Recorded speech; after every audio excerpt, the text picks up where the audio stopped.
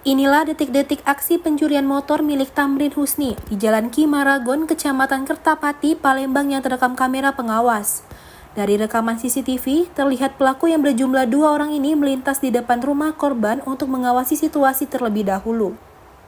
Merasa situasi aman, pelaku pun langsung masuk ke dalam rumah korban dengan cara merusak pintu pagar dan mengambil motor korban dalam hitungan menit. Korban baru mengetahui motornya hilang setelah anak korban memberitahukannya pada pagi hari kalau motor miliknya itu sudah tak ada lagi di parkiran rumahnya. Lewat 10 menit. Pelaku itu orang berapa kalau terekam CCTV, Pak? Wong 2. Itu awalnya gimana, Pak, pelaku itu, Pak, terekam CCTV, Pak? Dia itu pecahnya sedang giring dari depan. Terus, Pak? Itulah pas masuk, nah sholat dulu ada keluarga nelpon dari Bangka ada yang meninggal aja. Ngobrol-ngobrol pas anak-anak keluar lagi, ada lagi motor. Oh, pas maghrib itu kejadian. Kini laporan korban telah diterima petugas unit Reskrim Polrestabes Palembang. Untuk pelaku masih dalam pengejaran petugas. Dari Palembang, Muhammad David iNews melaporkan.